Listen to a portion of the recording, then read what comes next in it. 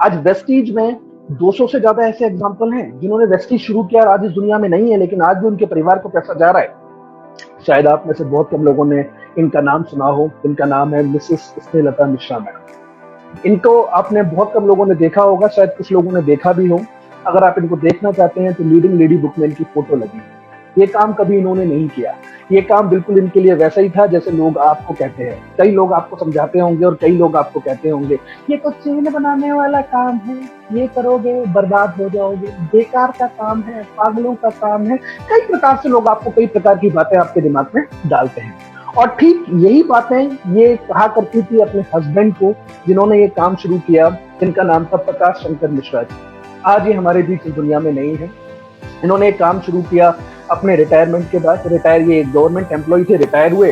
Retire होने के बाद इन्होंने ये काम करना शुरू किया। इनके 2 बेटे हैं, दोनों पेशे से सॉफ्टवेयर इंजीनियर हैं।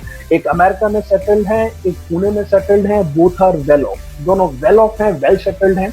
तो मैडम ने कहना शुरू कर दिया ये फालतू का काम करने की जरूरत क्या है, तुम्हारे दोनों बच्चे सेटल हैं, पेंशन आ रही है, जिंदगी इतनी कट गई है, अब जिंदगी आराम से जियो, ये फालतू का काम मत करो, बर्बाद हो जाओ। लेकिन सर मैडम को हमेशा एक ही बात कहा करते थे, ये काम मैं इसलिए नहीं करता कि मुझे अपना खर्चा चलाना है, ये काम मैं इसलिए करता हूँ कि मुझे अपना सपना पूरा करना है।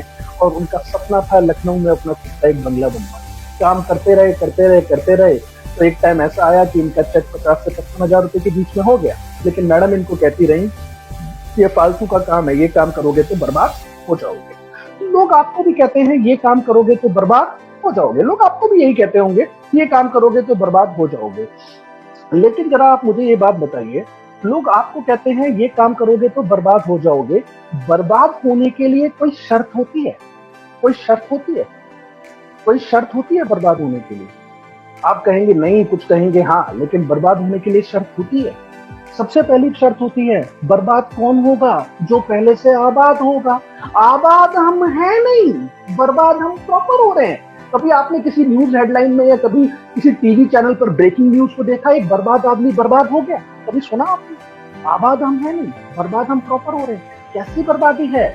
जब हम आबाद ही नहीं है तो बर्बाद हम कैसे होंगे? तो आज इस बर्बादी को मैं जड़ से खत्म करना चाहता हूँ। जो लोग आपको कहते हैं ये काम करोगे तो बर्बाद हो जाओगे, तो पहली शर्त, बर्बाद तो वो होगा जो पहले से आबाद होगा। दूसरी चीज, बर्बादी होने के लिए बर्बाद कौन होगा? जो कुछ लगाएगा तभी तो बर्बाद होगा। जो कुछ लगाएगा तभी तो बर्बाद होगा। तो जरा सोचकर बताइए, जो कुछ लगाएगा तभी तो बर्बाद होगा। तो जरा सोचकर बताइए, इस बिजनेस में आप 50 लाख रुपए तो लगाते होंगे, लगाते हैं? आपका जवाब होगा नहीं। तो क्या 20 लाख रुपए लगाते हैं? आपका जवाब होगा नहीं। क्या 10 लाख रुपए लगाते हैं? आपका जवाब होगा नहीं। क्या 5 लाख रुपए लगाते हैं? आपका जवाब होगा नहीं। क्या 1 लाख रुपए लगाते हैं?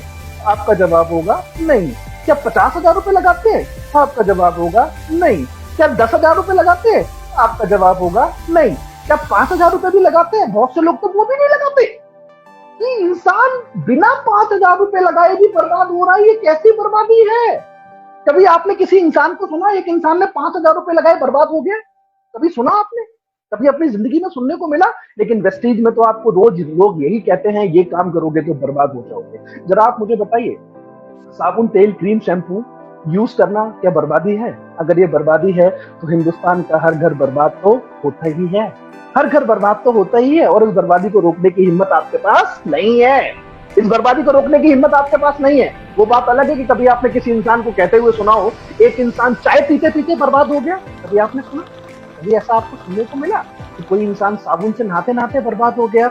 अगर ये बर्बादी नहीं है तो हमारा तो काम सिर्फ इतना सा है। तो जरा मुझे सोच कर बताइए दोस्तों, कौन सा काम है जो बर्बादी का है और लोग आपको कहते हैं कि ये काम करोगे तो बर्बाद हो जाओगे? तो आज के बाद अगर कोई इंसान आपको कहे कि ये काम करोगे तो बर्बाद हो जाओगे, तो जवाब ऐसा देना कि दोबारा उसकी पूछने की हिम्मत होनी नहीं चाहिए। तो सर का चेक हो गया 50 से 55 हजार रुपए का। कहते हैं कि आने और जाने पर किसी का जोर नहीं चलता। दुर्घटनावश सर का देहांत हुआ तो दोनों बेटे मैडम के पास आए और मैडम से कहा कि अब पापा नहीं रहे, अब आप अमेरिका चलना चाहती हैं या पुणे चलना चाहती हैं? तो मैडम ने कहा कि अभी मैंने कुछ डिसाइड नहीं किया कि मैं कहाँ जाना चाहती हूँ, मुझे थोड़ा समय दो, थोड़े समय बाद मैं डिसाइड करके आपको बता दूंगी कि मैं किसके साथ जाना चाहती हूँ। इसी बात को 3 महीने हुए और 3 महीने तक इन्होंने नोटिस किया कि जो पैसा इनके हस्बैंड के टाइम पर इनके अकाउंट में आ रहा था, वही पैसा इनके हस्बैंड के जाने के बाद भी इनके अकाउंट में आ रहा था। अगर आज किसी को फालतू में पैसा आता है तो टेंशन होती है, तो इनको भी टेंशन हो गई और वो टेंशन लेकर आई, इनको हेड ऑफिस और ये मिली हमारे रिस्पेक्टेड बाली सर से। और इन्होंने बाली सर को कहा कि शायद सर आपको नहीं पता है, मेरे हस्बैंड के देहांत को 3 महीने हो चुके हैं और आपने 3 महीने में 55,000 रुपए के हिसाब से 1,65,000 रुपए मेरे अकाउंट में डाला है। मैं चेक लेके आई हूँ और आपसे मेरा निवेदन है कि चेक आप अपना ले लीजिए और आपसे निवेदन करना चाहती हूँ कि प्लीज आज के बाद पैसा डालना बंद कर दीजिए, क्योंकि अब कोई काम करने वाला बचा नहीं है, तो अब काम होता नहीं है। तो बाली सर ने इनसे कहा कि मैडम ये पैसा आपको इसलिए नहीं आ रहा कि आपके हस्बैंड इस दुनिया में नहीं रहे हैं, ये पैसा आपको इसलिए आ रहा है कि आपके हस्बैंड जो आपके लिए विरासत छोड़कर गए हैं, वो विरासत आपके लिए कल भी काम कर रही थी और वो विरासत आपके लिए आज भी काम कर रही है। उस दिन इन्होंने अपनी जिंदगी का सबसे बड़ा फैसला लिया, ना अमेरिका जाऊंगी ना पुणे जाऊंगी। उठाया अपने हस्बैंड का फोन, कुछ डाउनलाइन के नंबर देखे, कुछ अपलाइन के नंबर देखे और काम करना शुरू किया। जो कारवां चला था 50 से 55,000 रुपए के बीच में, आज वही मैडम ऑन एन एवरेज कमाती हैं 4 से 5 लाख रुपए का चेक ऑन एन एवरेज कमाती है। तो आज ये 3 सवाल अपने आप से आपको पूछने हैं। अगर आपका जवाब है नहीं, तो आपको वेस्टीज करना चाहिए, आपको वेस्टीज करना चाहिए। क्योंकि जब तक आप अपनी जिंदगी में विकास योजना नहीं बनाएंगे, कभी आप सोचेंगे नहीं कि आने वाले 3 साल में आपको क्या चाहिए, आने वाले 5 साल में आपको क्या चाहिए, आने वाले 10 साल में आपके पास क्या होना चाहिए। कि जब आप रिटायर होंगे, जो आज मेरे में और आप में क्षमता है काम करने की, ये पूरी जिंदगी नहीं रहने वाली। एक टाइम तो ऐसा भी आएगा कि हम भी रिटायर हो जाएंगे। वो रिटायरमेंट आपका कैसा होना चाहिए, वो रिटायरमेंट में क्या चीजें आपके पास होनी चाहिए, ये आपको सोचने की जरूरत आज है। क्योंकि जो आपने अब तक किया उसका रिजल्ट आज आपको मिल रहा है, जो अब आप करेंगे उसका रिजल्ट आपको आगे मिलेगा फ्रेंड्स।